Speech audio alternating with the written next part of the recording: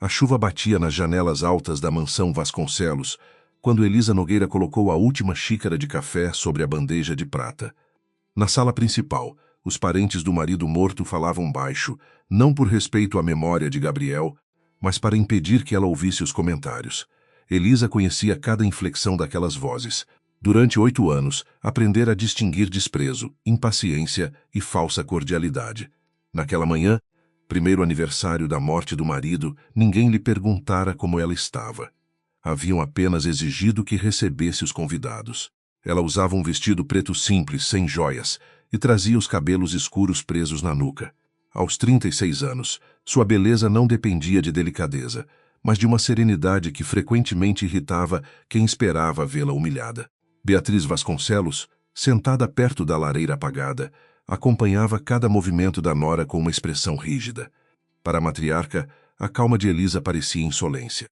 Ela não percebia que aquela compostura fora construída durante anos de hospitais, diagnósticos incertos e madrugadas em que Gabriel chorara escondido para não preocupar a mãe. Marcelo Vasconcelos entrou na sala sem tirar o telefone do ouvido. Era alto, elegante e acostumado a ocupar qualquer espaço como se fosse proprietário até do ar. Encerrando a ligação, lançou um olhar breve para o retrato do irmão sobre o aparador. Não demonstrou tristeza. Em seguida, voltou-se para Elisa. Disse que os convidados chegariam em 20 minutos e que a mesa ainda parecia pobre. Ela respondeu que o serviço de buffet havia sido cancelado por ordem dele. Marcelo sorriu, satisfeito por ter criado o problema que agora pretendia usar contra ela. O memorial fora ideia de Beatriz, mas toda a organização recaíra sobre Elisa. Ainda assim, ninguém reconheceria seu esforço. A família acreditava que uma viúva sem filhos devia considerar privilégio continuar vivendo sob o teto dos Vasconcelos. Ignoravam que a casa estivera hipotecada secretamente 2 anos antes e que Elisa vendera o pequeno apartamento herdado dos pais para impedir a execução. Gabriel soubera, Augusto também, mas ambos haviam respeitado seu pedido de silêncio. Ela fizera aquilo para proteger um homem doente e uma família que agora a tratava como intrusa. Quando os primeiros convidados chegaram, Elisa cumprimentou cada um com dignidade. Recebeu abraços sinceros de antigos funcionários e gestos frios de empresários que observavam Marcelo em busca de aprovação. Entre eles estava Roberto Salles, supervisor de uma das fábricas do grupo. Ele apertou a mão de Elisa e demorou um instante a mais. Seus olhos cansados transmitiram algo que as palavras não podiam revelar. Gratidão, talvez, ou um pedido silencioso de ajuda. Elisa lembrou que Gabriel confiava nele e percebeu que o homem parecia preocupado demais para uma cerimônia familiar. Na metade da manhã, Beatriz tocou uma colher contra o copo e pediu atenção. Falou sobre Gabriel como se descrevesse um filho perfeito, ocultando os anos de afastamento, as discussões e o medo que ele sentia de decepcioná-la. Elisa ouviu sem interromper. Conhecia a versão real daquele homem. Gabriel fora generoso, mas também frágil diante da família. Quisera denunciar irregularidades no grupo empresarial, porém recuara sempre que Marcelo mencionava o nome do pai ou a saúde do avô.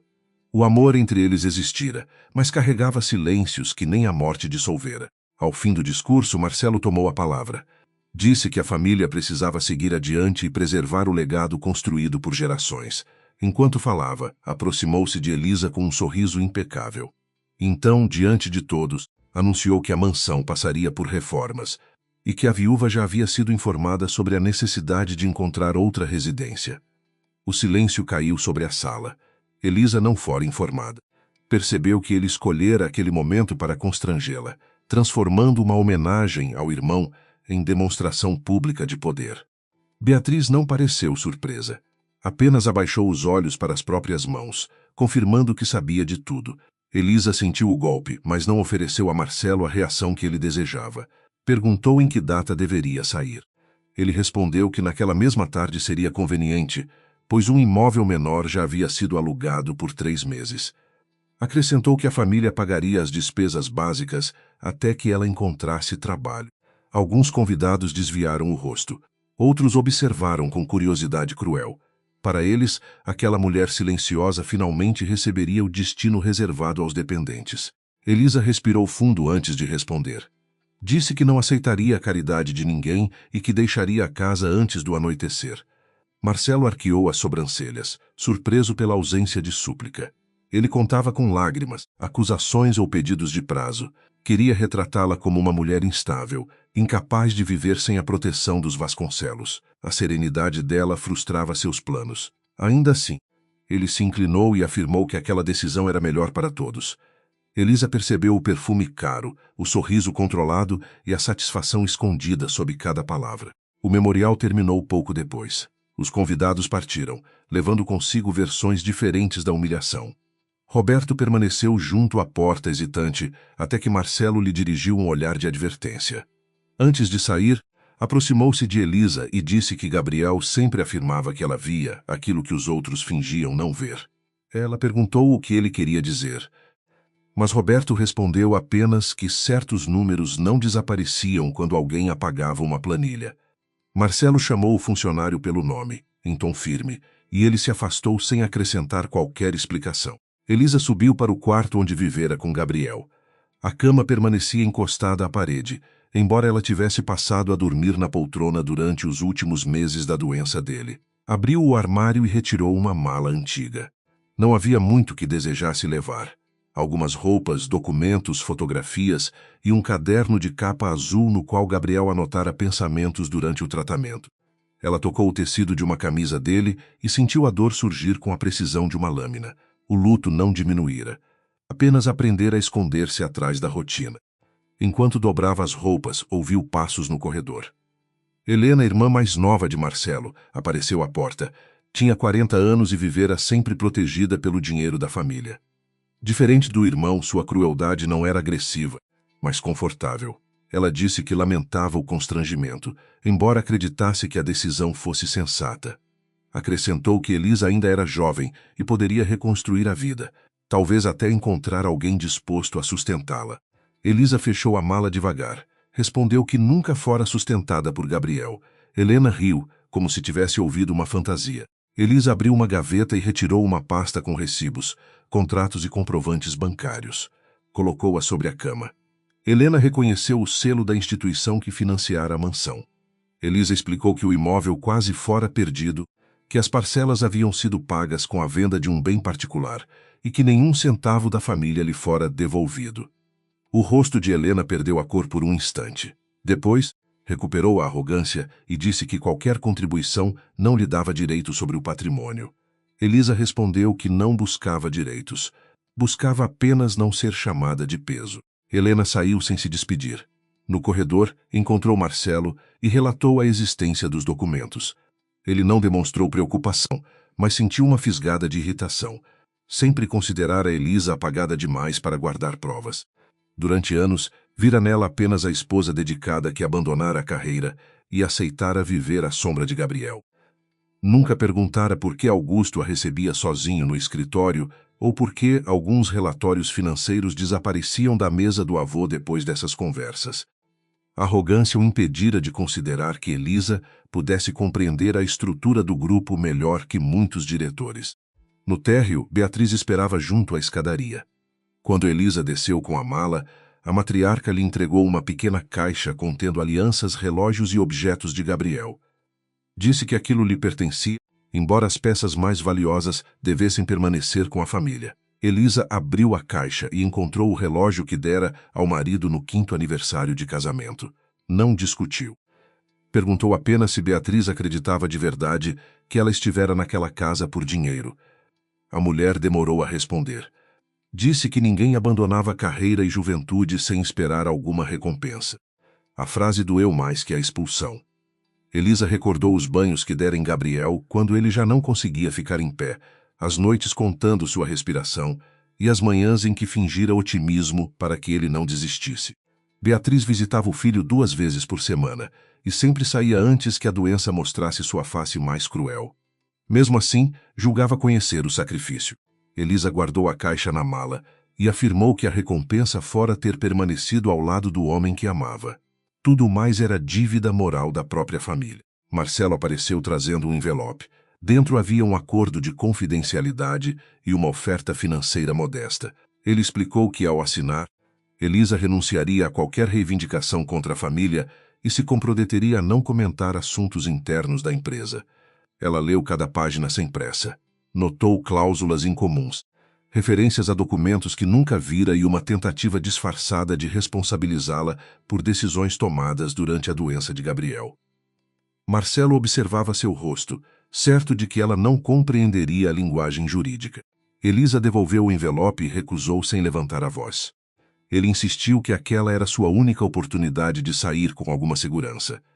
Elisa respondeu que segurança comprada com silêncio costumava esconder crimes, não lembranças familiares. O rosto de Marcelo endureceu. Beatriz pediu que a discussão terminasse, mas ele avançou um passo e acusou Elisa de ingratidão.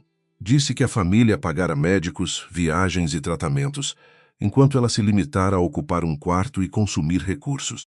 Elisa quase revelou as transferências que fizera, os empréstimos que quitara e os relatórios que preparara para Augusto. Contudo, compreendeu que o silêncio ainda lhe oferecia vantagem. Antes que a discussão prosseguisse, o som de um automóvel atravessou o jardim. Um sedã escuro parou diante da entrada principal. O motorista abriu a porta traseira e Henrique Moura desceu segurando uma pasta de couro. Ele era conhecido pela família havia mais de 20 anos, mas raramente visitava a mansão sem anunciar. Tinha cabelos grisalhos nas têmporas, postura discreta e olhos que pareciam pesar cada gesto antes de qualquer palavra.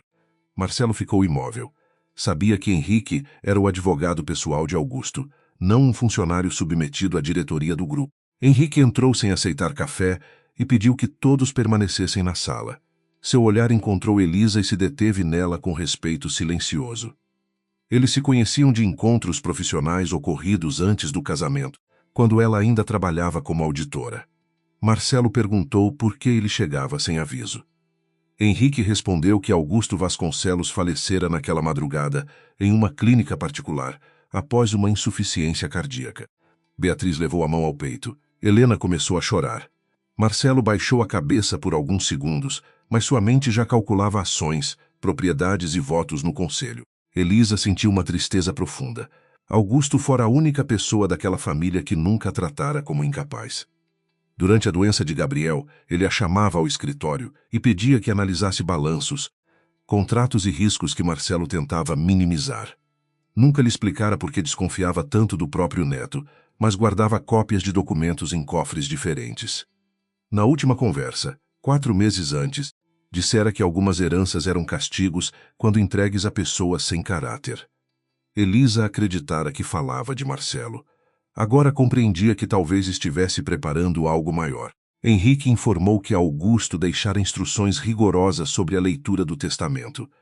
Todos os herdeiros diretos e algumas pessoas nomeadas deveriam comparecer naquela mesma tarde ao escritório jurídico. Marcelo protestou, alegando que o velório ainda nem fora organizado. Henrique respondeu que a ordem havia sido registrada formalmente e que qualquer atraso poderia prejudicar a administração imediata das empresas. Em seguida, olhou para a mala de Elisa e disse que ela também estava convocada.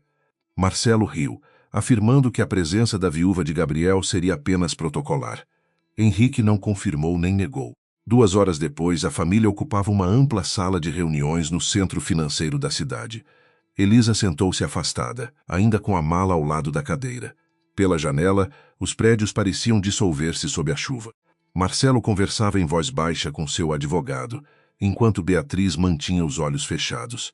Henrique distribuiu cópias lacradas e informou que o testamento fora gravado em vídeo, assinado diante de testemunhas independentes e acompanhado por avaliações médicas que comprovavam a lucidez de Augusto. A precisão daquela explicação fez Marcelo apertar a mandíbula. O vídeo começou. Augusto apareceu sentado em seu escritório, mais magro do que Elisa lembrava, mas com a voz firme. Declarou que a riqueza da família não deveria servir de recompensa à ganância, e sim de instrumento para preservar trabalho, dignidade e futuro. Marcelo desviou o olhar. Augusto destinou imóveis menores a Helena, fundos pessoais a Beatriz e recursos específicos para empregados antigos. Quando chegou às empresas, fez uma pausa. Disse que entregaria o controle a quem demonstrara competência sem exigir reconhecimento e lealdade, sem confundir amor com submissão. Henrique desligou o vídeo e abriu o documento principal. Leu que Elisa Nogueira receberia a mansão, o comando de um fundo patrimonial e 51% das ações com direito a voto do Grupo Vasconcelos. A sala mergulhou em silêncio. Marcelo levantou-se tão depressa que derrubou a cadeira. Beatriz encarou Elisa como se visse uma desconhecida. Helena começou a repetir que aquilo era impossível. Elisa permaneceu sentada, os dedos frios sobre a mala, compreendendo que sua expulsão terminara no exato momento em que uma guerra muito maior começava. Marcelo permaneceu de pé, com as mãos apoiadas sobre a mesa, como se pudesse impedir que as palavras de Henrique se tornassem verdade. O silêncio da sala já não era surpresa, mas ameaça. Elisa observou o rosto dele perder o verniz de elegância e revelar uma fúria infantil, quase incrédula. Ele exigiu que o documento fosse recolhido e declarou que o avô não tinha condições mentais para tomar decisões. Henrique respondeu que 3 médicos independentes haviam atestado sua lucidez em datas diferentes. A indignação de Marcelo, longe de enfraquecer o testamento, apenas confirmava a prudência de Augusto. Beatriz perguntou por que o sogro teria escolhido uma mulher que, segundo ela, jamais participara dos negócios da família. Sua voz não carregava apenas ressentimento. Havia nela um medo mais profundo, o medo de descobrir que a própria casa escondera conversas das quais fora excluída. Henrique informou que Augusto mantivera reuniões regulares com Elisa durante 4 anos e que dezenas de pareceres financeiros haviam sido produzidos por ela. Helena soltou uma risada nervosa, insistindo que qualquer pessoa poderia preencher relatórios. Elisa não respondeu. Sabia que a ignorância dos outros não reduzia a complexidade do trabalho que realizara. Marcelo acusou Elisa de manipular um homem idoso em segredo. Disse que ela se aproximara de Augusto enquanto Gabriel morria e que usara a fragilidade da família para garantir uma posição impossível de conquistar por mérito. Elisa ouviu cada palavra sem desviar os olhos. Sua vontade era lembrá-lo de que fora ele quem impedira o avô de acessar certos documentos, mas preferiu esperar. Henrique fechou a pasta e explicou que o testamento previa exatamente aquela acusação. Por isso, Augusto deixara registros em vídeo de todas as reuniões relevantes, além de cópias autenticadas dos pareceres elaborados por Elisa. O advogado prosseguiu com a leitura das condições. A transferência das ações seria imediata, mas o controle definitivo dependeria de uma auditoria independente, concluída em 90 dias. Elisa deveria examinar contratos, passivos ocultos, fundos de aposentadoria, empresas associadas e operações realizadas nos 5 anos anteriores. Caso encontrasse indícios de fraude, teria obrigação de entregar as provas às autoridades competentes. Se recusasse a tarefa, as ações seriam destinadas a uma fundação administrada por 3 juízes aposentados. Augusto não lhe oferecera uma fortuna simples. Entregara uma responsabilidade cercada por riscos, prazos e inimigos. Quando Henrique mencionou o fundo de aposentadoria dos funcionários, Roberto baixou o rosto. Elisa notou o movimento, embora ele estivesse sentado perto da porta. A presença dele fora determinada pelo testamento, pois Augusto o nomeara representante dos trabalhadores durante a auditoria. Marcelo também percebeu e perguntou, com desprezo, por que um supervisor de fábrica participaria de decisões societárias. Henrique respondeu que o patrimônio de milhares de empregados estava ligado às conclusões do processo. Roberto ergueu os olhos e, pela primeira vez, não demonstrou submissão. Disse que aqueles homens e mulheres mereciam saber onde seu dinheiro estava guardado. A reunião terminou sem qualquer tentativa de conciliação. Marcelo saiu cercado por advogados, telefonando antes mesmo de alcançar o elevador. Helena acompanhou Beatriz, que parecia envelhecida pela notícia e pela humilhação de não conhecer a confiança existente entre Augusto e Elisa. Henrique pediu que Elisa permanecesse. Quando ficaram sozinhos, colocou diante dela uma chave, um cartão de acesso e um caderno preto. Explicou que Augusto mantinha uma sala reservada no antigo prédio administrativo do grupo. Apenas 3 pessoas podiam entrar ali. Ele próprio, Augusto e, a partir daquele momento, Elisa. Ela segurou a chave sem entusiasmo. Não sentia vitória. A herança tornara mais visível a solidão que já carregava. Horas antes, deixara a mansão com uma mala e nenhuma certeza sobre o futuro. Agora possuía uma casa, poder societário e uma tarefa capaz de destruir a reputação de todos os Vasconcelos. Henrique percebeu sua hesitação e disse que ela poderia renunciar. Elisa respondeu que Augusto não escolhera alguém que desejasse riqueza. Escolher alguém incapaz de ignorar o que estivesse errado. O advogado concordou, mas avisou que Marcelo usaria todos os meios possíveis para afastá-la antes do fim dos 90 dias. Naquela noite, Elisa retornou à mansão acompanhada por Henrique e por um oficial responsável pelo inventário. Marcelo ainda não chegara, mas Beatriz a esperava no salão. A matriarca afirmou que não sairia da casa onde vivera por mais de 30 anos. Elisa respondeu que ninguém lhe pedira isso. Disse que a propriedade permaneceria como residência da família enquanto a auditoria estivesse em andamento. Beatriz pareceu surpresa com a decisão. Esperava vingança imediata, talvez porque fosse assim que Marcelo exerceria poder. Elisa apenas pediu que seus objetos não fossem tocados e subiu novamente com a mesma mala. No quarto, encontrou as gavetas abertas e papéis espalhados sobre a cama. A pasta com os comprovantes da hipoteca havia desaparecido. Elisa examinou o chão, o armário e a pequena escrivaninha. Nada fora quebrado, o que indicava uma busca cuidadosa. Helena surgiu no corredor e alegou não saber de coisa alguma. Elisa perguntou se alguém entrara ali depois da reunião. A cunhada respondeu que os empregados tinham acesso a todos os cômodos. Sua pressa em acusar funcionários tornou a mentira evidente. Elisa não discutiu. Fotografou o quarto, registrou o horário e avisou Henrique por uma mensagem curta. Marcelo voltou pouco antes da meia-noite. Entrou na sala de jantar e encontrou Elisa examinando o caderno preto de Augusto. Ele declarou que moveria uma ação para anular o testamento e que, até a decisão judicial, ela não deveria interferir na empresa. Elisa explicou que as ações já haviam sido transferidas e que o conselho receberia uma comunicação formal pela manhã. Marcelo aproximou-se, baixando a voz. Disse que ela desconhecia as forças envolvidas e que poderia perder muito mais que uma herança. Elisa respondeu que ameaças vagas costumavam ser usadas por homens sem argumentos verificáveis. Na manhã seguinte, os principais jornais econômicos publicaram versões semelhantes sobre a disputa.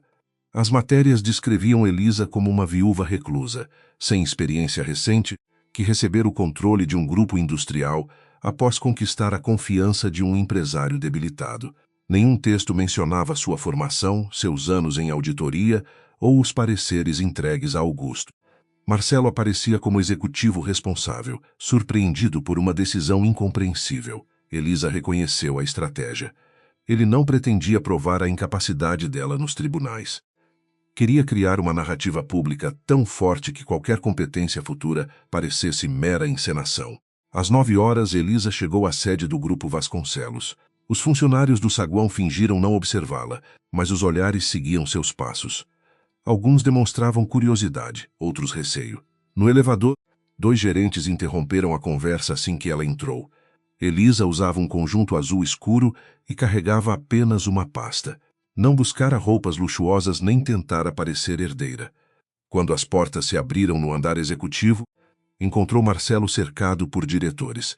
Ele anunciou que a reunião do conselho começaria sem ela, pois sua posição ainda estava sendo contestada judicialmente. Henrique entregou ao secretário do conselho as cópias registradas da transferência acionária e do testamento.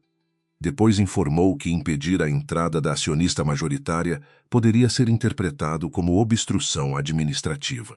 Marcelo recuou, mas ordenou que Elisa se sentasse longe da presidência. Ela aceitou sem comentário.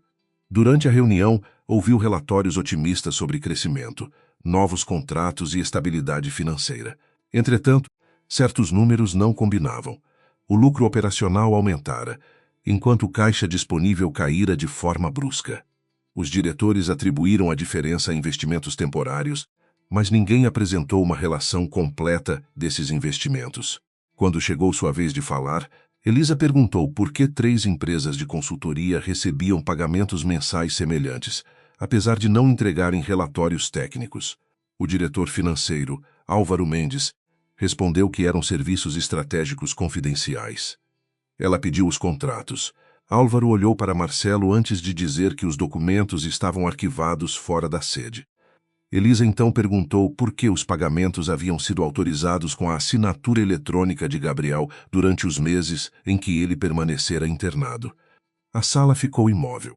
Marcelo afirmou que Gabriel continuava participando das decisões, mesmo durante o tratamento. Elisa não revelou que conhecia a rotina do marido melhor que qualquer pessoa ali. Nos últimos 6 meses de vida, Gabriel mal conseguia sustentar uma conversa de 10 minutos.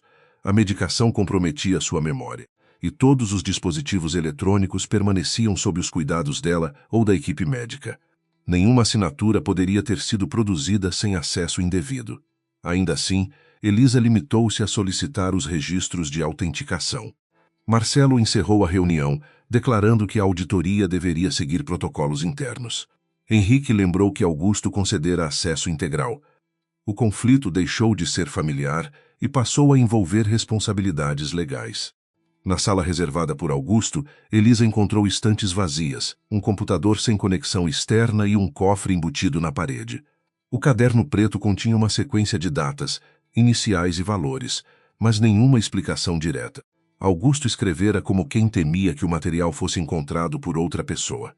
Em uma página, repetira 3 vezes o nome Santa Aurora. Elisa reconheceu uma pequena empresa de logística contratada pelo grupo 2 anos antes. Segundo os relatórios oficiais, ela transportava peças entre fábricas. Contudo, os valores pagos superavam em muito o custo normal de qualquer operação semelhante. Henrique trouxe Camila Duarte no início da tarde. Aos 32 anos, ela trabalhava havia 6 anos no departamento contábil e fora recomendada secretamente por Augusto. Camila entrou tensa, mantendo as mãos unidas sobre a bolsa. Disse que aceitara falar porque alguns arquivos estavam sendo alterados desde a morte de Gabriel. Explicou que recebera ordens para consolidar pagamentos sob categorias genéricas e apagar observações feitas por analistas internos. Quando questionara Álvaro, fora transferida para uma função sem acesso aos sistemas principais. Ainda assim, guardara cópias de relatórios em um dispositivo protegido fora da empresa. Elisa pediu que Camila não entregasse nada naquele momento. Primeiro, precisariam estabelecer uma cadeia segura para preservar a validade das informações.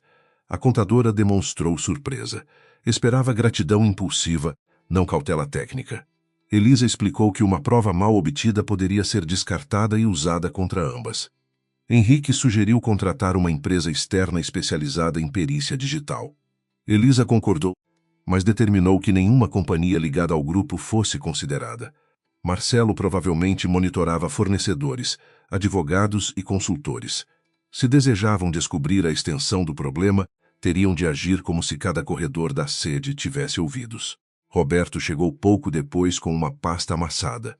Contou que os trabalhadores recebiam extratos anuais do fundo de aposentadoria, mas alguns valores individuais haviam parado de crescer, apesar dos descontos continuarem aparecendo nos salários. 3 empregados próximos da aposentadoria solicitaram esclarecimentos e foram demitidos por suposta queda de desempenho. Roberto tentara conversar com Marcelo, mas fora ameaçado com o fechamento da fábrica. Elisa examinou os extratos e percebeu que o administrador do fundo mudara 2 anos antes. A nova empresa tinha sede no mesmo endereço cadastrado pela Santa Aurora. A descoberta ainda não provava desvio, mas estabelecia uma conexão impossível de ignorar.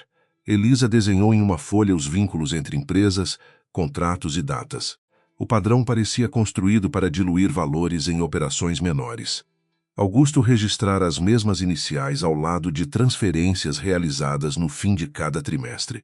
Camila reconheceu uma delas como referência interna de Álvaro. Roberto identificou outra como código de uma unidade industrial desativada. Henrique observou que empresas fantasmas frequentemente usavam estruturas antigas para justificar despesas. Elisa corrigiu com calma. Ainda não chamariam ninguém de criminoso sem provas completas. No fim do dia, Marcelo convocou uma entrevista coletiva no saguão da sede. Declarou que respeitaria a memória do avô, mas defenderia a empresa contra interferências de pessoas despreparadas. Sem citar Elisa diretamente, afirmou que relações afetivas podiam influenciar idosos solitários e que decisões patrimoniais deveriam ser examinadas com responsabilidade. Os repórteres cercaram Elisa quando ela tentou sair por uma entrada lateral. Perguntaram se tivera um relacionamento impróprio com Augusto, se abandonara a carreira por falta de competência e se pretendia vender o grupo. Ela parou diante das câmeras e respondeu apenas que a auditoria seria transparente. A serenidade de Elisa provocou uma reação inesperada. Alguns funcionários que assistiam à entrevista perceberam a diferença entre a agressividade de Marcelo e a precisão dela. Mesmo assim, a campanha pública produziu efeitos rápidos. 2 bancos solicitaram esclarecimentos. Um fornecedor suspendeu negociações e 3 membros do conselho pediram uma votação para limitar temporariamente os poderes da nova acionista. Elisa sabia que Marcelo criava instabilidade para depois culpá-la pelas consequências. Em vez de reagir à imprensa, pediu a Henrique que reunisse documentos sobre todas as linhas de crédito vinculadas às ações. Um ataque financeiro poderia ser o passo seguinte. Naquela noite, Beatriz entrou no escritório sem bater. Encontrou Elisa cercada por cópias de contratos. Perguntou se ela realmente pretendia destruir a empresa construída por Augusto. Elisa respondeu que uma auditoria não destruía negócios honestos. Beatriz insistiu que escândalos poderiam arruinar milhares de famílias. Elisa então mostrou os extratos trazidos por Roberto e perguntou quantas famílias já estavam ameaçadas pelo desaparecimento silencioso de suas economias. A matriarca examinou os papéis, mas os devolveu. Disse que Marcelo jamais roubaria os próprios empregados. A certeza em sua voz parecia menos convicção que necessidade emocional. Antes de sair, Beatriz perguntou por que Augusto confiara tanto nela. Elisa respondeu que ele não confiava facilmente em ninguém. Apenas verificava o trabalho, comparava resultados e prestava atenção ao comportamento das pessoas quando não recebiam elogios. Beatriz ficou imóvel, atingida por uma crítica que não fora pronunciada diretamente. Durante anos, valorizara títulos, sobrenomes e aparências. Nunca perguntara quem pagava contas atrasadas, nem quem revisava contratos durante as crises. Ao fechar a porta, levou consigo a primeira dúvida verdadeira sobre Marcelo, embora ainda não tivesse coragem de lhe dar um nome. Na madrugada seguinte, o sistema de segurança registrou uma tentativa de acesso à sala de Augusto. O cartão utilizado pertencia a um funcionário que estava de férias em outra cidade. A equipe encontrou a fechadura danificada, mas nada parecia ter sido levado. Elisa percebeu que o invasor não buscava documentos físicos. Queria descobrir o que ela já sabia. Pediu a perícia das câmeras e decidiu transferir o material mais sensível para um local externo. Henrique sugeriu proteção pessoal, porém ela recusou naquele momento. Não desejava transformar cautela em espetáculo, embora soubesse que os riscos cresciam. Camila entregou os arquivos protegidos em um escritório independente escolhido por Henrique. A análise inicial revelou centenas de pagamentos fracionados a 6 empresas relacionadas. Muitos haviam sido aprovados por Gabriel. Elisa sentiu a garganta apertar ao ver o nome dele repetido em cada autorização. Parte dela temeu que o marido tivesse participado conscientemente do esquema. Outra parte lembrava seu medo, seus silêncios e a culpa que o consumira nos últimos meses. Ela não permitiria que o amor alterasse os fatos. Se Gabriel fosse responsável, também seria exposto. A justiça perderia sentido se dependesse do sobrenome do culpado. O perito digital ampliou os registros e identificou uma inconsistência. As assinaturas eletrônicas de Gabriel haviam sido produzidas por um certificado renovado poucos dias antes de sua morte. A solicitação de renovação partira do departamento executivo, não do computador pessoal dele. Mais grave ainda, o certificado continuara ativo após o falecimento. 3 autorizações haviam sido registradas quando Gabriel já estava enterrado. Elisa observou as datas em silêncio, sentindo tristeza e raiva se misturarem. Alguém não apenas roubara dinheiro. Usara um homem morto como escudo, contando com o respeito da família para impedir perguntas. Henrique perguntou quem tinha autoridade para solicitar a renovação. Camila consultou as normas internas e respondeu que apenas Gabriel, Álvaro ou Marcelo poderiam fazê-lo. Gabriel estava sedado no hospital naquele período. Álvaro agia sob ordens diretas da presidência. A conclusão parecia evidente, mas Elisa recusou-se a pronunciá-la. Pediu os registros de endereço digital, as imagens dos corredores e todos os pedidos administrativos relacionados ao certificado. Marcelo esperava uma acusação precipitada para retratá-la como viúva vingativa. Ela lhe daria exatamente o contrário. Reuniria uma estrutura de provas tão sólida que nenhuma influência familiar poderia desmontar. Ao sair do escritório, Elisa recebeu uma mensagem de número desconhecido. Havia apenas uma fotografia de Gabriel no hospital, dormindo, enquanto alguém segurava o telefone dele perto de seu rosto. A imagem fora tirada poucos dias antes da renovação do certificado. Abaixo, uma frase dizia que os mortos não podiam explicar suas escolhas. Elisa ampliou a fotografia e reconheceu, refletido no vidro da janela, o contorno de um homem usando um anel pesado. Marcelo possuía um anel idêntico, presente de Augusto gravado com o brasão dos Vasconcelos. Ela mostrou a mensagem a Henrique e pediu que o número fosse rastreado sem resposta. O advogado perguntou se ela desejava suspender a auditoria até receber proteção. Elisa guardou o telefone e olhou pela janela. A cidade brilhava sob uma chuva fina, indiferente à guerra que começava dentro de uma família poderosa. Disse que Marcelo acreditava que o medo funcionava como funcionara com Gabriel. Ele ainda não compreendia a diferença entre os dois irmãos por escolha. Gabriel amava a família a ponto de recuar. Elisa amara Gabriel, mas não devia submissão aos homens que usavam sua memória. A fotografia recebida naquela noite permaneceu aberta na tela do telefone enquanto Elisa, Henrique e o perito digital examinavam cada detalhe. O reflexo do anel era nítido o bastante para sugerir Marcelo, mas não bastava como prova conclusiva. A imagem também revelava parte de um crachá preso ao bolso de alguém próximo à cama de Gabriel. Elisa reconheceu as cores do hospital e pediu acesso aos registros de visitantes daquele dia. Henrique advertiu que a instituição poderia resistir, temendo exposição. Ela respondeu que buscariam tudo por vias legais. Na manhã seguinte, Marcelo solicitou uma reunião extraordinária do conselho para discutir a estabilidade administrativa. Antes que Elisa chegasse, ele distribuiu um relatório acusando a nova controladora de criar pânico entre bancos, fornecedores e funcionários. Segundo o documento, as perguntas feitas durante a auditoria haviam provocado rumores e queda nas negociações. Quando Elisa entrou, encontrou a maioria dos conselheiros já convencida de que o problema não era o possível desvio de recursos, mas a mulher que insistia em investigá-lo. Marcelo levantou-se e a recebeu com uma cortesia cuidadosamente hostil. Ele apresentou uma proposta para suspender o acesso de Elisa aos sistemas até que o tribunal analisasse a validade do testamento. Henrique contestou imediatamente, lembrando que não existia decisão judicial favorável à suspensão.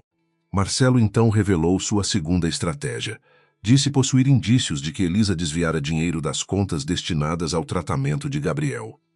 Sobre a mesa, colocou extratos bancários e comprovantes de transferências para uma empresa desconhecida. Alguns conselheiros trocaram olhares alarmados. Beatriz, sentada no fundo da sala, encarou a nora com uma mistura de choque e antiga desconfiança. Elisa examinou os documentos sem pressa. As transferências exibiam sua assinatura digital e datas compatíveis com os meses finais da doença. O dinheiro saíra de uma conta conjunta e seguira para uma empresa chamada Nova Esperança Serviços Médicos. Marcelo afirmou que a empresa não possuía clínica, funcionários ou autorização sanitária. Segundo ele, tratava-se de uma entidade criada para ocultar retiradas pessoais. Elisa reconheceu o nome, mas não explicou nada naquele momento. Pediu os arquivos originais e os registros de autenticação. Marcelo recusou, alegando que já os entregara às autoridades. A palavra autoridades produziu o efeito desejado. 2 investigadores aguardavam no corredor com uma ordem para recolher equipamentos e documentos utilizados por Elisa durante a administração da herança.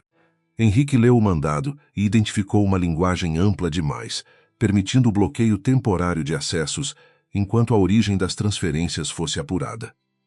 Elisa sabia que qualquer resistência seria transformada em espetáculo. Entregou o cartão, o computador e a chave da sala de Augusto. Marcelo acompanhou cada gesto com satisfação. Para os presentes, parecia que a mulher recém-elevada ao poder começava a cair. Os repórteres já estavam reunidos diante da sede quando Elisa deixou o prédio. Alguém informara a imprensa antes mesmo do cumprimento da ordem. Perguntas agressivas surgiram de todos os lados.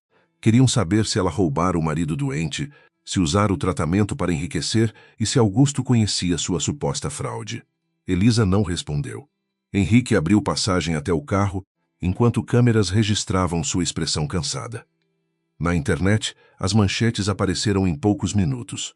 A viúva herdeira agora era descrita como suspeita de manipulação financeira e exploração de um homem vulnerável. Marcelo assistiu às notícias no escritório e sentiu, pela primeira vez desde a leitura do testamento, que recuperava o controle. Álvaro permanecia diante dele, inquieto. Perguntou se os extratos resistiriam a uma perícia detalhada. Marcelo respondeu que não precisavam durar para sempre. Bastava que mantivessem Elisa afastada até que certos arquivos fossem apagados e os bancos aceitassem uma nova estrutura de garantias. Álvaro lembrou que Camila ainda possuía cópias externas. Marcelo disse que cuidaria dela depois. Sua confiança aumentava na mesma proporção em que diminuía sua prudência. Na mansão, Beatriz fechou-se no antigo quarto de Gabriel. Não visitava aquele espaço havia meses. A acusação contra Elisa despertara nela uma raiva imediata, mas também uma memória inconveniente. Recordou o dia em que a nora pedira acesso aos documentos de um apartamento herdado dos pais. Elisa dissera que precisava reorganizar investimentos para pagar um tratamento experimental.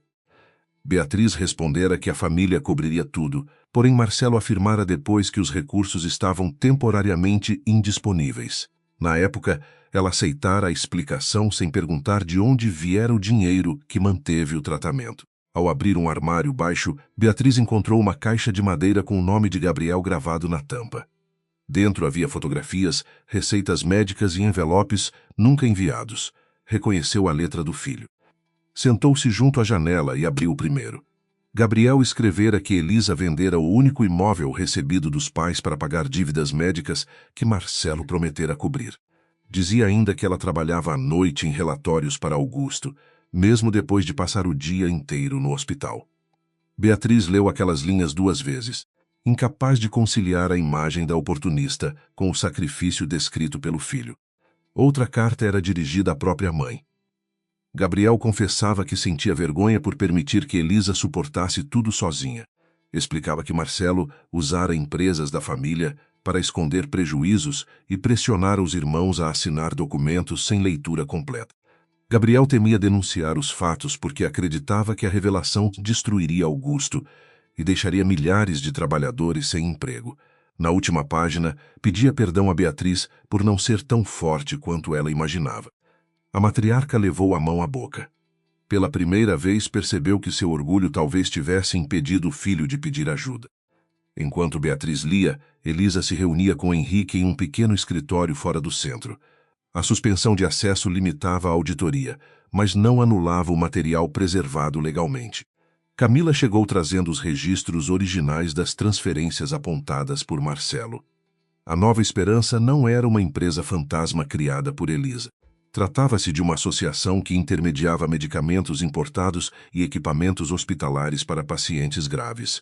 O endereço correspondia a uma entidade filantrópica encerrada após a morte de seu fundador. Os pagamentos haviam sido convertidos diretamente em despesas médicas de Gabriel. Henrique observou que os extratos apresentados ao conselho ocultavam os comprovantes vinculados a cada transferência. Elisa confirmou que Marcelo selecionara apenas páginas capazes de sugerir desvio. Mais preocupante era a presença de sua assinatura digital em documentos alterados. Camila comparou os arquivos e encontrou diferenças sutis de formatação, além de horários incompatíveis. Em 2 datas, Elisa estava dentro de uma sala de cirurgia com Gabriel, sem acesso ao telefone ou computador. A falsificação parecia feita por alguém com conhecimento dos sistemas internos e dos hábitos da família. A armadilha era planejada, não improvisada. Elisa pediu que os documentos fossem autenticados por peritos independentes. Não queria responder à imprensa antes de reunir uma defesa completa. Henrique percebeu o desgaste em seu rosto e sugeriu que ela descansasse. Elisa recusou, mas sua firmeza já não era apenas força, havia culpa. Perguntava-se se deveria ter denunciado as irregularidades quando Gabriel ainda vivia. Talvez o silêncio deles tivesse permitido que Marcelo avançasse. Henrique respondeu que a responsabilidade pertencia a quem cometer os crimes. Ainda assim, ela sabia que a justiça exigia mais que reconhecer culpados. Exigia enfrentar também as próprias omissões. Na tarde seguinte, Elisa conseguiu autorização judicial para acessar os registros do hospital. A lista de visitantes mostrava que Marcelo estivera com Gabriel no dia da renovação do certificado digital. Ele permanecera no quarto por 47 minutos, acompanhado de Álvaro. O prontuário indicava que Gabriel estava fortemente sedado durante todo o período. Uma enfermeira registrara a tentativa de uso do telefone do paciente, mas a observação fora removida da versão entregue inicialmente. O arquivo completo permanecera em um servidor de segurança. Henrique pediu depoimento formal da profissional responsável, agora empregada em outra cidade. A enfermeira, chamada Marisa, aceitou falar por videoconferência. Contou que entrara no quarto e encontrara Marcelo segurando o telefone diante do rosto de Gabriel. Álvaro manipulava um computador sobre a mesa. Quando ela perguntou o que faziam, Marcelo respondeu que precisavam confirmar documentos urgentes da empresa.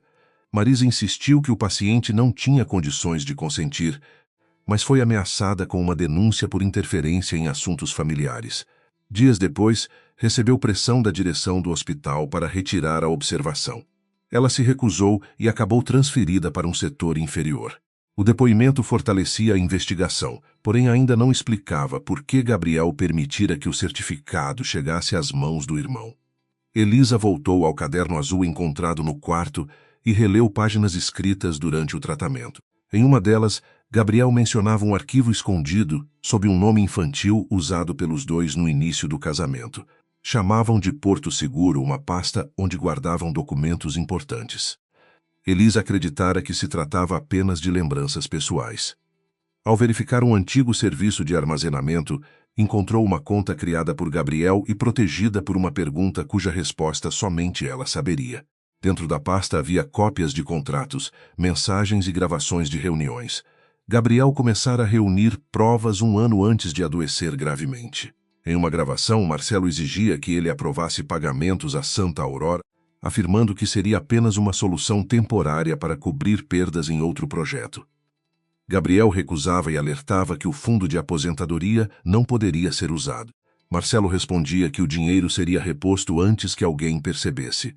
A voz de Álvaro surgia ao fundo, calculando prazos e percentuais.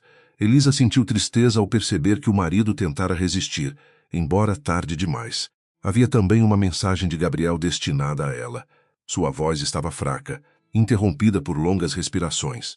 Ele dizia que não tivera coragem de contar tudo, enquanto ainda acreditava poder corrigir o problema sem destruir a família. Admitia ter assinado 2 documentos no início do esquema, pressionado por Marcelo, mas afirmava que todas as autorizações posteriores haviam sido falsificadas. Pedia que Elisa não protegesse seu nome caso a verdade viesse à tona. Preferia ser lembrado como alguém que falhara, e tentou reparar o erro, não como um homem inocente inventado por amor. Elisa chorou em silêncio depois de ouvir a gravação. Não era apenas dor pela culpa de Gabriel. Era a confirmação de que ele confiara nela quando já não confiava em si mesmo. Henrique permaneceu próximo, sem tentar consolá-la com palavras fáceis. Depois de alguns minutos, Elisa afirmou que o depoimento seria entregue integralmente. Não apagaria a parte em que Gabriel reconhecia sua primeira participação. Camila perguntou se isso não destruiria a memória dele. Elisa respondeu que a verdade não destruía os mortos, apenas impedia que os vivos continuassem usando suas sombras. Marcelo soube da existência da pasta poucas horas depois. Alguém dentro da equipe jurídica informara que Henrique solicitara a preservação de novos arquivos. Ele chamou Álvaro e exigiu explicações. O diretor financeiro afirmou que Gabriel jamais mencionara cópias externas.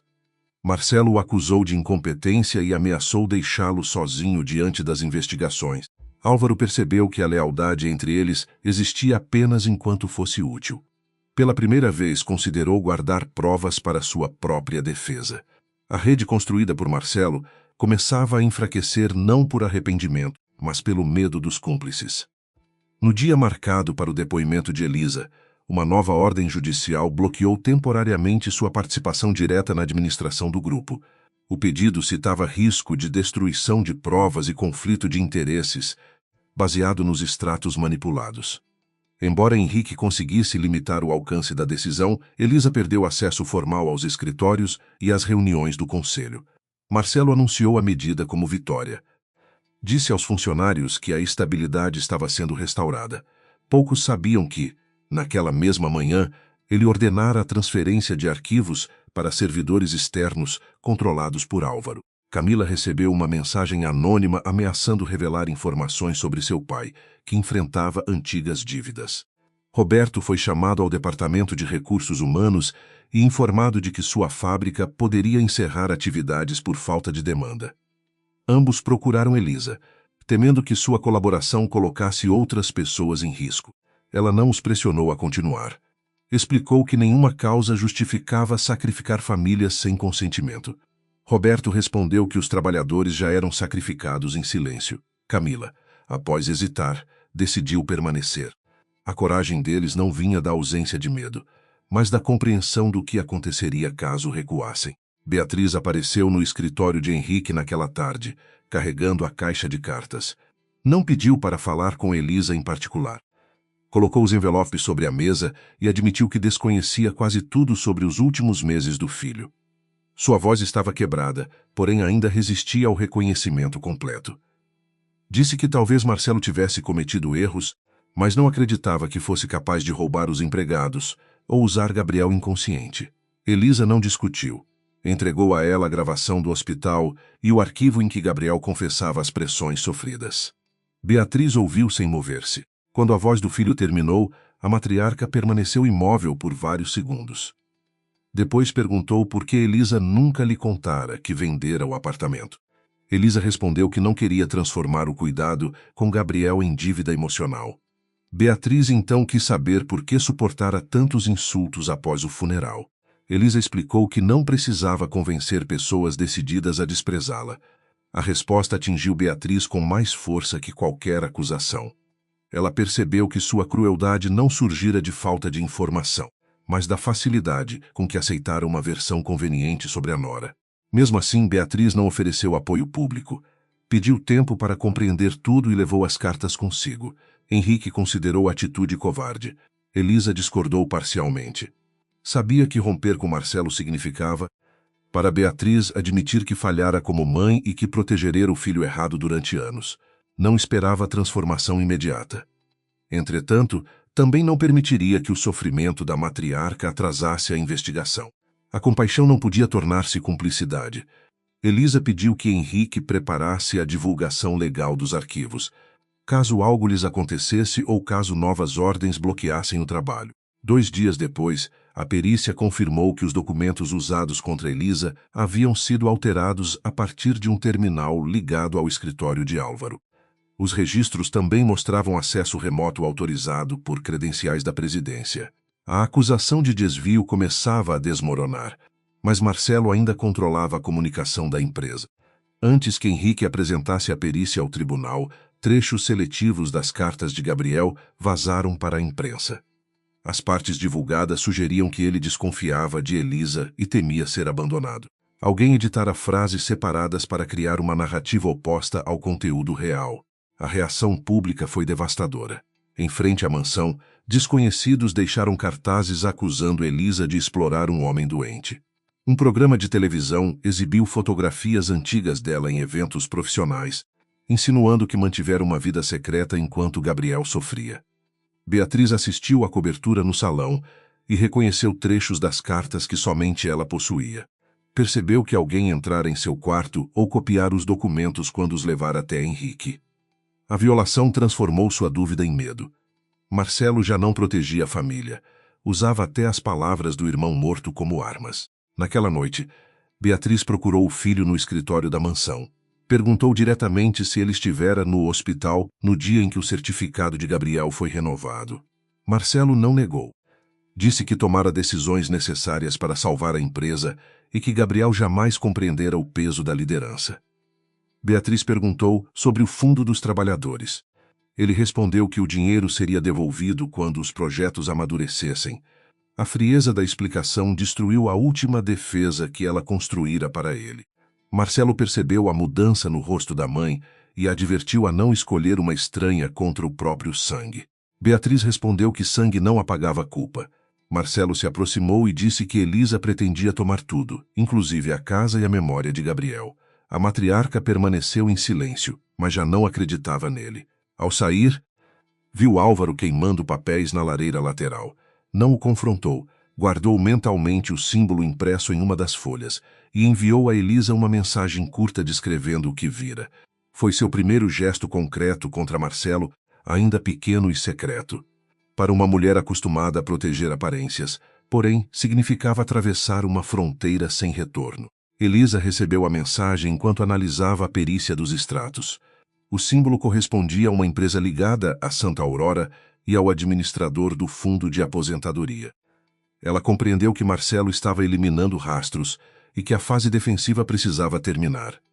Não bastava provar sua inocência. Seria necessário obrigá-lo a movimentar o dinheiro, expor seus cúmplices e revelar o destino final dos recursos. Henrique percebeu a decisão em seus olhos e perguntou qual seria o próximo passo.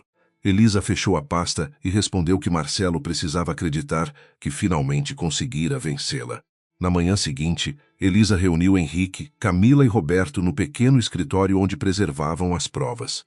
Sobre a mesa havia contratos, extratos, depoimentos e cópias dos arquivos de Gabriel. Tudo indicava a responsabilidade de Marcelo, mas ainda faltava localizar o destino final do dinheiro. Se o denunciassem naquele momento, ele poderia atribuir as transferências a decisões empresariais ruins e abandonar seus cúmplices. Elisa sabia que homens arrogantes raramente confessavam quando pressionados. Contudo, frequentemente revelavam muito quando acreditavam ter vencido. Seu plano exigia que Marcelo recuperasse confiança suficiente para realizar a última movimentação. Elisa anunciaria que estava disposta a renunciar às ações, à mansão e ao fundo patrimonial, em troca do encerramento das acusações. Henrique se opôs imediatamente. Temia que uma declaração mal interpretada fosse usada para validar a narrativa construída contra ela. Elisa explicou que não assinaria nenhuma renúncia verdadeira. Permitiria apenas que Marcelo recebesse informações controladas por intermediários cuja proximidade com ele já fora confirmada. O objetivo era oferecer-lhe uma vitória irresistível e observar como tentaria consolidá-la. Camila lembrou que o prazo da auditoria continuava correndo e que faltavam menos de 40 dias. Marcelo talvez preferisse apenas esperar, mantendo Elisa longe da empresa. Ela respondeu que ele não podia esperar. Os documentos revelavam empréstimos que venceriam antes do fim do mês, todos garantidos por ações ligadas a empresas intermediárias. Se o dinheiro desviado não fosse transferido para uma conta protegida, os bancos descobririam a falta de liquidez. Marcelo precisava agir antes que a auditoria retomasse acesso ao sistema. A pressa seria a corda com que ele próprio se prenderia. Roberto perguntou como poderiam acompanhar uma transferência escondida por tantas empresas. Elisa mostrou um esquema preparado durante a madrugada. As 6 companhias relacionadas enviavam recursos a uma administradora localizada no litoral. Dali, o dinheiro seguia para fundos de investimento controlados por representantes de Álvaro. Camila conseguira identificar pequenas diferenças nos horários de processamento, indicando que todas as autorizações partiam do mesmo terminal central. Se Marcelo tentasse mover o valor restante, o percurso repetiria algum trecho conhecido. Eles não precisavam enxergar a cadeia inteira. Bastava registrar o momento em que o dinheiro deixasse o fundo dos trabalhadores. Henrique preparou uma proposta de acordo intencionalmente incompleta. O texto afirmava que Elisa considerava renunciar aos direitos sucessórios caso recebesse proteção contra processos e uma compensação suficiente para viver longe da família. Não havia assinatura, apenas anotações de uma negociação preliminar. A cópia foi deixada em uma pasta acessível a um assistente jurídico que fornecia informações a Marcelo. 2 horas depois, o telefone de Henrique registrou uma tentativa de acesso ao documento digital. Elisa não sorriu. A velocidade da reação confirmava que a rede de vigilância alcançava até o escritório do advogado. Marcelo recebeu a cópia pouco antes do almoço e leu cada linha com satisfação crescente. Para ele, a resistência de Elisa finalmente revelava sua natureza verdadeira. Não acreditava que alguém pudesse rejeitar dinheiro por princípios. Interpretou a proposta como confissão de fraqueza e concluiu que a pressão pública destruíra a firmeza dela. Álvaro, sentado do outro lado da mesa, demonstrou menos entusiasmo. Perguntou por que uma mulher tão cuidadosa deixaria um documento sensível ao alcance de terceiros. Marcelo respondeu que Elisa era cuidadosa apenas quando acreditava possuir vantagem. Agora estava assustada. Naquela tarde, Marcelo enviou um representante para negociar. Exigiu que Elisa entregasse as ações antes que qualquer acusação fosse retirada. Também ofereceu uma quantia inferior ao valor do apartamento que ela vendera para pagar o tratamento de Gabriel. Elisa recebeu a proposta com expressão cansada e pediu 2 dias para pensar. O representante saiu convencido de que a vitória estava próxima. Henrique, porém, viu o esforço necessário para que ela mantivesse o papel. Ser tratada novamente como dependente despertava feridas profundas, mesmo quando a humilhação fazia parte de uma estratégia planejada. Quando ficaram sozinhos, Henrique perguntou se Elisa conseguiria suportar as consequências caso o plano falhasse. Ela respondeu que já perdera reputação, carreira, casamento e lugar dentro da família. Restava aquilo que nenhuma campanha poderia retirar sem seu consentimento: a capacidade de decidir quem desejava ser. Henrique segurou a mão dela por um instante, sem transformar o gesto em promessa. Havia entre os dois uma afeição crescente, mas ambos compreendiam que qualquer tentativa de nomeá-la naquele momento seria injusta. O respeito servia de abrigo, onde palavras românticas ainda não cabiam. Beatriz também participou da encenação, embora não soubesse todos os detalhes. Elisa pediu apenas que ela demonstrasse dúvida diante de Marcelo e mencionasse a possibilidade de convencer a nora a aceitar o acordo. Para Beatriz, mentir ao próprio filho parecia uma traição, mesmo depois de tudo que descobrira. Ela passara décadas acreditando que proteger a família significava ocultar seus fracassos. Agora precisava entender que o silêncio podia proteger apenas o agressor.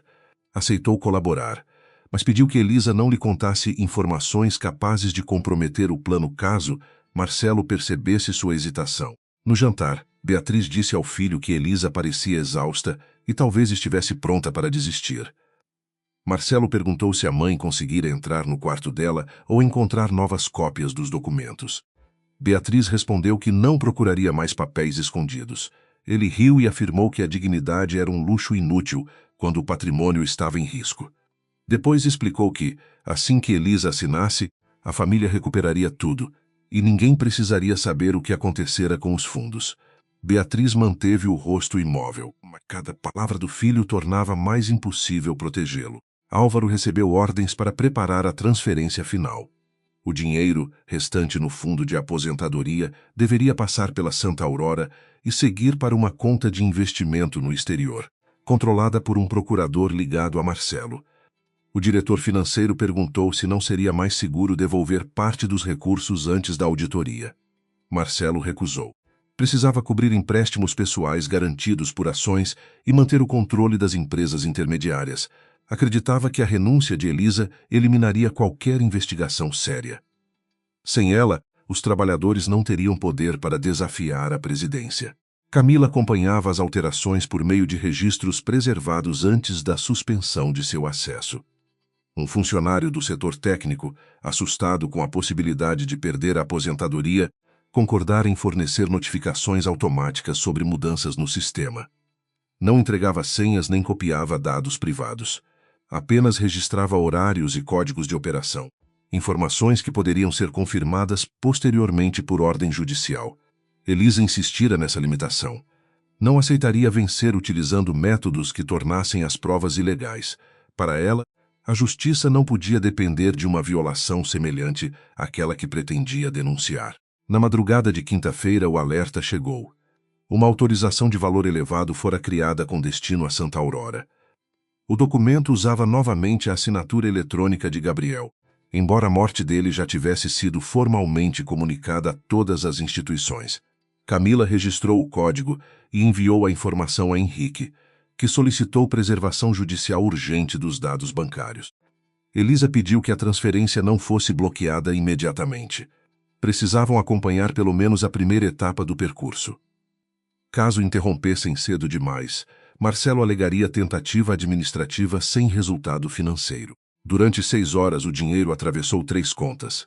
Cada passagem confirmou o esquema desenhado por Elisa. A última instituição, alertada por ordem sigilosa, congelou o valor antes que alcançasse o destino final. Os registros identificaram Álvaro como operador e Marcelo como beneficiário indireto. Henrique recebeu a documentação pouco depois do amanhecer. Ainda assim, Elisa sabia que um conjunto de extratos não bastaria diante de um conselho acostumado a obedecer. Marcelo poderia chamar tudo de interpretação técnica, Precisavam fazê-lo defender publicamente as operações. Antes de revelar que o dinheiro estava bloqueado, ela solicitou uma reunião extraordinária de acionistas para formalizar sua renúncia. Marcelo aceitou imediatamente e convidou jornalistas, imaginando transformar o encontro em celebração de sua autoridade.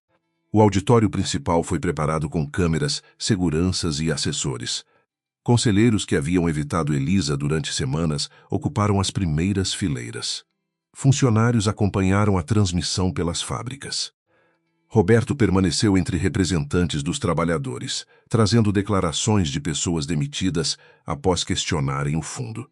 O ambiente parecia organizado para uma rendição, mas cada cadeira escondia alguém esperando saber quem teria coragem de dizer a verdade. Elisa entrou ao lado de Henrique usando o mesmo conjunto azul escuro da primeira reunião. Não carregava joias, símbolos de poder ou expressão triunfante. Marcelo a recebeu diante das câmeras e agradeceu sua disposição para preservar o grupo. Em seguida, fez um discurso sobre responsabilidade, continuidade e sacrifícios necessários. Disse que certas pessoas confundiam sofrimento pessoal com competência administrativa e que grandes empresas não podiam ser conduzidas por emoções de viúvas ressentidas. Alguns conselheiros riram discretamente. Elisa esperou que ele terminasse antes de pedir a palavra. Ela perguntou se Marcelo confirmava que todas as operações realizadas durante sua presidência tinham finalidade legítima. Ele respondeu que sim. Perguntou se o fundo de aposentadoria permanecia integralmente protegido.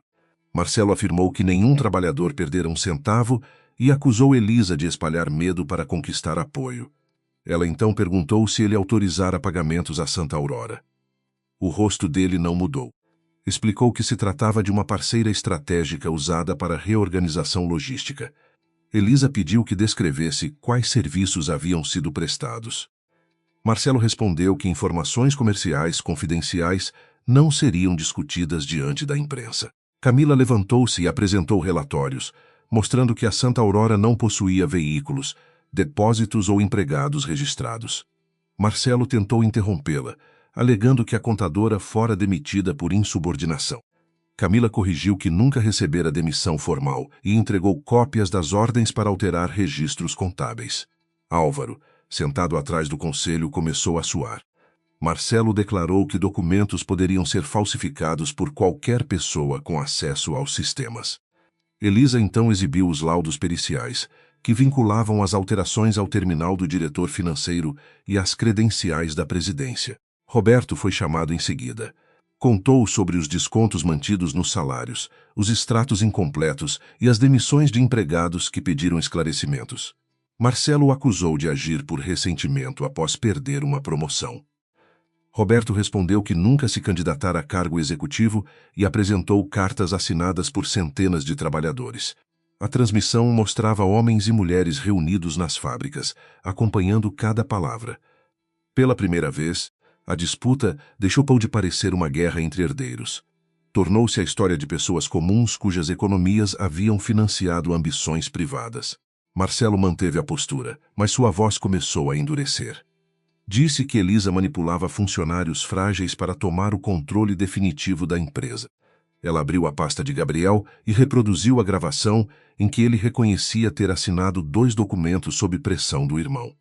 O auditório ouviu também a recusa de Gabriel em permitir novos saques do fundo. Marcelo tentou desligar o sistema, mas Henrique informou que o arquivo já fora autenticado judicialmente. As palavras do morto atravessaram a sala com uma força que nenhum discurso preparado conseguia conter. Quando a gravação terminou, Elisa revelou os registros do hospital. Mostrou que Marcelo e Álvaro visitaram Gabriel durante a sedação e renovaram seu certificado digital sem consentimento. Em seguida, apresentou as autorizações produzidas após a morte. Marcelo alegou que recebera poderes verbais do irmão para proteger os negócios. Elisa perguntou por que, então, continuara usando a assinatura de um homem enterrado, em vez da própria. Ele não encontrou resposta imediata. Sua arrogância, acostumada a transformar acusações em ordens, já não conseguia reorganizar a realidade diante de tantas provas. Henrique anunciou que a transferência mais recente fora monitorada e congelada. O valor saíra diretamente do Fundo dos Trabalhadores e terminaria em uma conta controlada por um procurador de Marcelo. O advogado exibiu a autorização criada na madrugada, novamente assinada em nome de Gabriel. Álvaro levantou-se de repente e declarou que apenas cumprira instruções da presidência. Marcelo chamou de mentiroso e ameaçou processá-lo. A ruptura entre os dois ocorreu diante das câmeras, expondo a fragilidade da rede que parecia sólida, enquanto todos acreditavam na impunidade. Ainda assim, Marcelo tentou sua última defesa. Afirmou que Elisa não possuía legitimidade para apresentar provas porque aceitara renunciar à herança. Ordenou que Henrique exibisse o acordo e declarou que a própria viúva reconhecera sua incapacidade. O advogado mostrou a proposta preliminar sem assinatura e explicou que nenhuma renúncia existia. Marcelo compreendeu tarde demais que fora conduzido a agir. A fúria substituiu qualquer cautela. Ele acusou Elisa de fraude. Chamou-a de parasita e disse que Augusto perdera o juízo ao entregar o grupo a uma mulher incapaz de dar um herdeiro à família. O insulto produziu um silêncio mais profundo que todos os anteriores. Elisa não respondeu imediatamente. Sua dor não vinha apenas da crueldade, mas dos anos em que aquela ideia fora repetida dentro da mansão como verdade aceitável.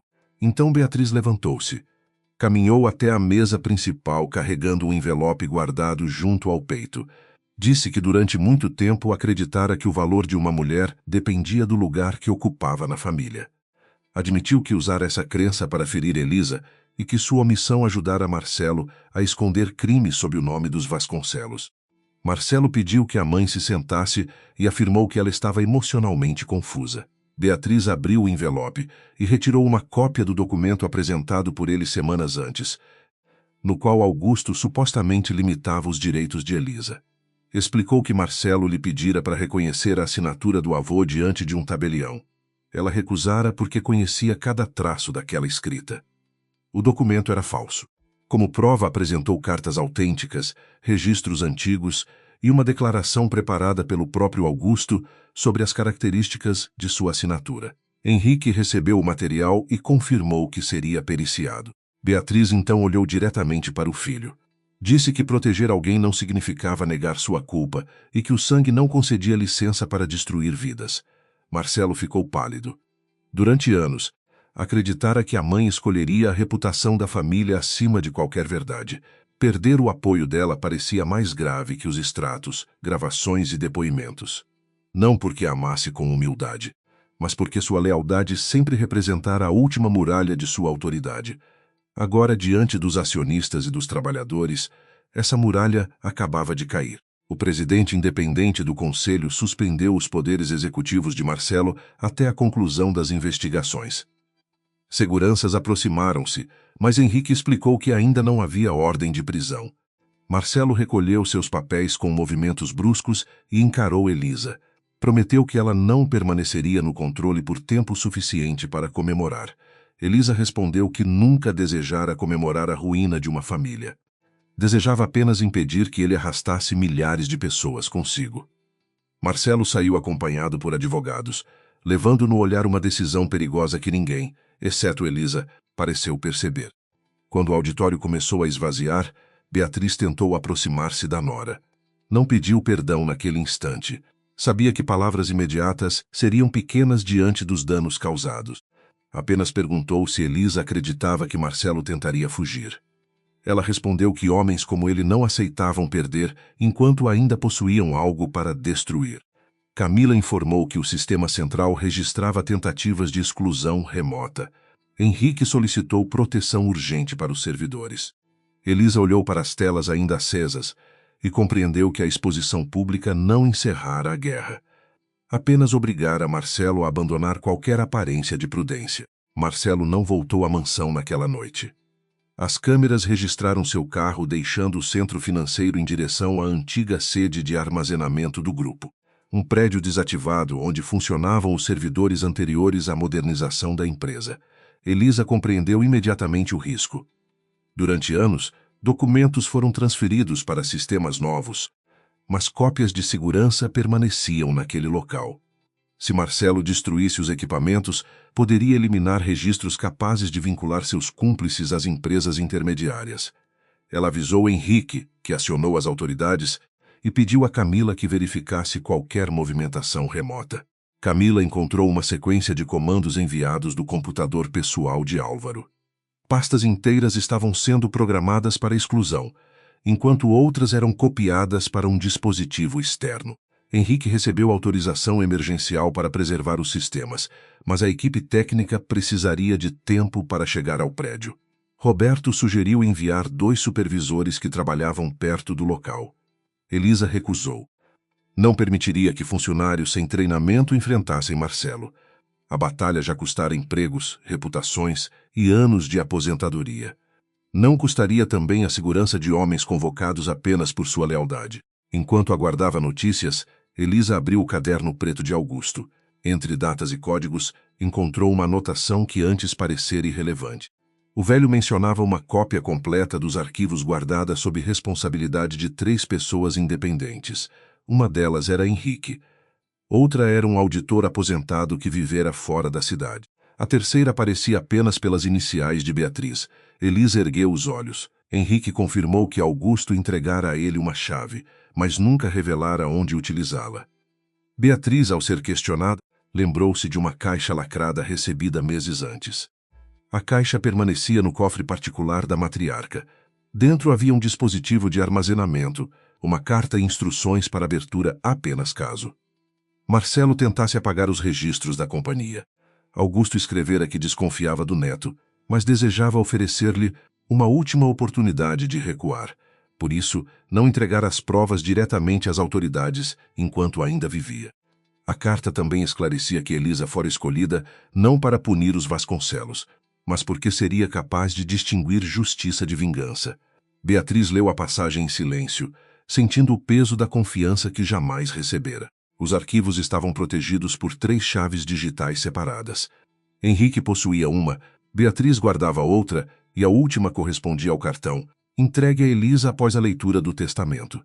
Quando combinaram os acessos, surgiu uma cópia integral dos registros financeiros dos últimos 7 anos. Augusto previra a destruição dos servidores e criara uma proteção que Marcelo desconhecia. Elisa sentiu alívio, mas não triunfo. A existência das cópias não tornava o ataque menos grave. Pelo contrário, confirmava que Augusto passara os últimos meses temendo o próprio neto. Pouco depois da meia-noite, a polícia chegou ao antigo prédio. Encontrou a porta lateral aberta, fumaça saindo de uma sala e diversos equipamentos destruídos. Marcelo já havia partido. Álvaro foi localizado no estacionamento, dentro de um carro, segurando uma mala com dinheiro e documentos.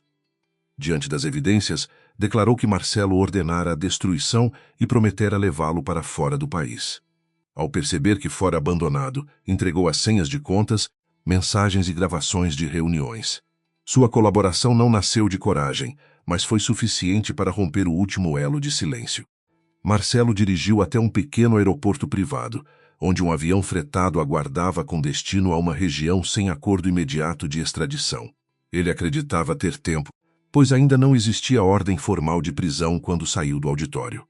Contudo, Henrique enviara às autoridades as provas da tentativa de destruição, da transferência fraudulenta e do uso ilegal da assinatura de Gabriel. A ordem foi expedida antes que a aeronave recebesse autorização para decolar. Marcelo foi detido na pista, carregando passaportes, joias e contratos capazes de demonstrar sua intenção de fuga. Quando recebeu a notícia, Beatriz fechou os olhos. Durante segundos, pareceu perder a força que a mantinha ereta desde a reunião. Elisa se aproximou, mas não a tocou. Sabia que nenhuma justiça eliminava a dor de uma mãe ao ver um filho preso. Beatriz perguntou se havia alguma forma de impedir que as imagens da detenção fossem divulgadas. Henrique respondeu que a imprensa já acompanhava o caso e que não poderia interferir. A matriarca assentiu. Pela primeira vez, não tentou controlar a aparência da tragédia. Apenas aceitou que a verdade teria um preço público. As semanas seguintes transformaram o grupo Vasconcelos em objeto de investigações financeiras, trabalhistas e criminais. Álvaro firmou um acordo de colaboração e revelou que Marcelo desviara recursos para cobrir investimentos pessoais fracassados. Quando as perdas aumentaram, usou o fundo de aposentadoria como fonte temporária, convencido de que recuperaria tudo antes da descoberta. Depois, criou empresas intermediárias para esconder o déficit. Cada nova transferência exigia outra fraude, outro cúmplice e outra ameaça. A rede não nascera de um plano brilhante, mas da incapacidade de um homem admitir seu primeiro fracasso. Elisa foi oficialmente inocentada das acusações relacionadas às despesas médicas. Os peritos demonstraram que os documentos usados contra ela haviam sido alterados e que cada pagamento à Nova Esperança correspondia a medicamentos, equipamentos ou serviços prestados a Gabriel. A associação publicou uma declaração confirmando sua atuação. Mesmo assim, Elisa recusou entrevistas destinadas a transformar seu sofrimento em espetáculo. Não queria ser celebrada como esposa perfeita. Sabia que amara Gabriel, mas também reconhecia os silêncios, ressentimentos e erros existentes no casamento. A verdade que o absolvia parcialmente não precisava transformá-lo em santo. O tribunal manteve a validade do testamento, após analisar vídeos, laudos médicos, registros de reuniões e depoimentos de testemunhas. Os advogados de Marcelo tentaram argumentar que Augusto agira por ressentimento familiar, mas as condições impostas à herança demonstravam planejamento cuidadoso. Elisa não recebera liberdade para vender tudo ou abandonar a empresa. Recebera obrigações destinadas a proteger trabalhadores, recuperar recursos e impedir concentração irresponsável de poder. Ao confirmar sua autoridade, a decisão também reconheceu que competência podia existir onde a família escolhera enxergar apenas dependência. A primeira medida de Elisa foi interromper os contratos com todas as empresas ligadas ao esquema. Em seguida, negociou com bancos para preservar empregos e evitar o colapso das fábricas. Parte dos recursos congelados retornou imediatamente ao fundo de aposentadoria. O restante foi coberto pela venda de bens pessoais de Marcelo e por reservas de empresas que haviam recebido valores ilícitos.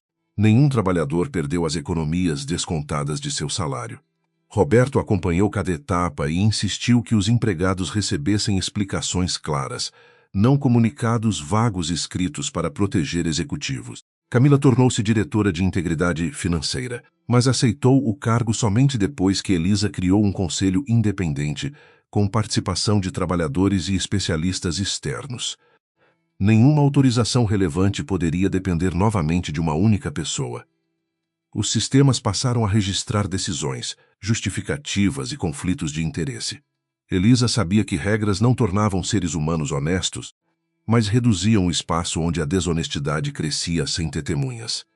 Ela também reintegrou funcionários demitidos por questionarem o fundo e indenizou aqueles que preferiram não retornar à empresa. Roberto recusou uma posição executiva e permaneceu na fábrica. Disse que desejava continuar onde conhecia os nomes, as máquinas e as dificuldades reais. Elisa respeitou sua decisão e o convidou a representar os trabalhadores no Conselho Permanente. Durante a primeira reunião, ele ocupou uma cadeira antes reservada a investidores e lembrou a todos que patrimônio não era apenas dinheiro. Era também o tempo de pessoas que passavam décadas construindo algo sem aparecer nas fotografias oficiais. A observação tornou-se o princípio da nova administração e incomodou diretores acostumados a tratar funcionários como números. A mansão também mudou. Elisa poderia ter vendido o imóvel ou expulsado a família, mas escolheu uma solução diferente. Parte da propriedade foi adaptada para abrigar um centro de formação profissional destinado a filhos de trabalhadores e adultos que desejavam aprender novas funções. O projeto recebeu os nomes de Augusto e Gabriel, não como monumento à perfeição, mas como lembrança de que legados são feitos de acertos, falhas e reparações. Beatriz continuou vivendo em uma ala menor, distante dos salões onde antes organizava recepções para exibir prestígio. A convivência entre as duas mulheres não se tornou afetuosa de imediato. Beatriz carregava culpa, mas às vezes ainda recorria ao orgulho para defender-se. Elisa não aceitava desculpas vagas nem gestos destinados apenas a aliviar a consciência. Quando a matriarca pediu perdão pela expulsão e pelos insultos, Elisa respondeu que palavras seriam o começo, não o fim. Explicou que o perdão não apagaria o passado e não lhe devolveria os anos vividos sob desprezo. Beatriz ouviu sem protestar. Aprendia lentamente que arrependimento verdadeiro não exigia recompensa imediata. Meses depois, Beatriz começou a trabalhar como voluntária no centro de formação. No início, sua presença causou desconforto. Muitos funcionários lembravam que ela ignorara reclamações e sustentara a imagem de Marcelo. Em vez de exigir respeito, passou a organizar arquivos, servir refeições e ouvir histórias de famílias atingidas pelas demissões. Cada relato removia uma camada de distância entre seu mundo e aquele que ajudara a desprezar. Elisa observava sem interferir. Não sabia se algum dia amaria a sogra, mas reconhecia o esforço de uma mulher que finalmente parara de confundir humildade com humilhação. Marcelo permaneceu preso durante o processo. Em cartas enviadas à mãe, alternava pedidos de ajuda e acusações. Dizia ter agido para preservar o nome dos Vasconcelos e culpava Elisa por transformar erros administrativos em escândalo criminal. Beatriz respondeu apenas uma vez. Escreveu que a família quase fora destruída não pela revelação, mas pelos atos que ele insistia em negar. Informou que pagaria um advogado competente, porém não usaria influência, dinheiro ou mentiras para evitar as consequências. Marcelo nunca respondeu. A ausência de submissão materna era uma punição que ele não conseguia compreender. A sentença reconheceu fraude, desvio de recursos, falsificação de documentos, obstrução e tentativa de destruição de provas. Álvaro recebeu pena reduzida por colaboração, embora não escapasse da responsabilidade. Outros cúmplices foram condenados conforme o grau de participação. O juiz destacou que o uso da assinatura de Gabriel após sua morte demonstrava planejamento consciente e desprezo não apenas pela lei, mas pela memória do próprio irmão. Elisa acompanhou a leitura sem satisfação. Justiça não era felicidade. Era apenas a restauração possível depois que certas perdas se tornavam irreparáveis. Após o julgamento, ela visitou o túmulo de Gabriel pela primeira vez em muitos meses. Levou o caderno azul e uma cópia da mensagem em que ele pedira que a verdade fosse revelada. Sentou-se diante da lápide e falou sobre a empresa, os trabalhadores e Beatriz. Disse que ainda sentia raiva por ele ter escondido tanto, mas compreendia o medo que o paralisara. Não prometeu perdoar tudo. O amor que viveram não precisava ser limpo de falhas para permanecer verdadeiro. Antes de partir, colocou uma pequena flor branca sobre a pedra. Henrique a esperava junto ao portão do cemitério, sem invadir aquele momento. Durante a investigação, tornara-se presença constante, mas nunca exigira espaço que Elisa ainda não pudesse oferecer. Caminharam em silêncio até o carro. Ela agradeceu por ele ter permanecido quando sua reputação parecia perdida. Henrique respondeu que não permanecera por acreditar que ela precisava ser salva. Permanecera porque sabia que ela enfrentaria tudo sozinha, caso ninguém tivesse coragem de acompanhá-la. A diferença entre proteção e respeito fez Elisa sorrir pela primeira vez naquele dia. O relacionamento deles começou sem promessas grandiosas. Tomavam café depois das reuniões, caminhavam pelo jardim do centro e discutiam livros que ambos haviam abandonado durante anos de trabalho. Henrique nunca comparou seu lugar ao de Gabriel. Elisa não usou o novo afeto para fugir do luto. Havia dias em que ela se afastava e ele aceitava sem transformar paciência em dívida. Aos poucos, a presença dele deixou de parecer ameaça ao passado. Tornou-se possibilidade de um futuro que não exigia esquecer aquilo que fora vivido. No primeiro aniversário da abertura do centro de formação, centenas de pessoas ocuparam os jardins da mansão. Onde antes convidados mediam importância pelo sobrenome, jovens exibiam projetos, trabalhadores recebiam certificados e crianças corriam entre mesas simples. Camila apresentou o relatório anual, mostrando que o fundo de aposentadoria estava totalmente recuperado. Roberto discursou sobre coragem coletiva e lembrou os 3 empregados demitidos que fizeram as primeiras perguntas. Beatriz permaneceu na última fileira. Não buscava destaque. Quando Elisa a convidou para subir ao palco, ela hesitou antes de aceitar. Beatriz falou pouco. Disse que durante grande parte da vida acreditara que preservar uma família significava impedir que seus erros fossem vistos. Agora compreendia que famílias, empresas e pessoas só podiam continuar quando reconheciam o dano causado. Agradeceu aos trabalhadores por não abandonarem o grupo e a Elisa por ter protegido aquilo que os próprios Vasconcelos colocaram em risco. Não pediu absolvição pública. Ao terminar, desceu do palco e voltou ao seu lugar. O aplauso que recebeu não apagou o passado, mas reconheceu a mudança iniciada depois dele. Elisa encerrou a cerimônia diante do retrato de Augusto e de uma fotografia de Gabriel sem adornos solenes. Disse que heranças não eram apenas propriedades entregues depois da morte. Eram também problemas não resolvidos, escolhas interrompidas e responsabilidades que passavam de uma geração para outra. Explicou que durante anos fora chamada de peso, porque seu trabalho não era visível e porque sua dedicação fora confundida com fraqueza. Aprendera, porém, que o valor de uma pessoa não diminuía quando outros se recusavam a reconhecê-lo. Quando os convidados começaram a partir, Henrique encontrou Elisa na varanda. A luz do fim da tarde atravessava as árvores e iluminava a fachada da casa, agora marcada por salas de aula, oficinas e vozes. Ele perguntou se ela ainda pensava em deixar a mansão algum dia. Elisa respondeu que aquele lugar já não era uma prisão nem um prêmio. Era uma ferramenta, e ferramentas deveriam servir enquanto fossem úteis. Depois segurou a mão dele. Não havia pressa no gesto, apenas uma escolha consciente feita por alguém que finalmente podia decidir sem medo. Beatriz observou os dois de longe e retornou ao interior da casa. Camila conversava com jovens aprendizes, enquanto Roberto ajudava funcionários a guardar cadeiras. Elisa permaneceu na varanda até o jardim ficar quase vazio. Pensou na manhã em que descera aquelas mesmas escadas carregando uma mala, convencida de que perdera seu lugar no mundo. Agora compreendia que nunca precisara receber um lugar daquela família. Precisara apenas recusar o papel que lhe haviam imposto e construir, com verdade e coragem, um espaço onde ninguém fosse tratado como peso. A noite caiu lentamente sobre a propriedade.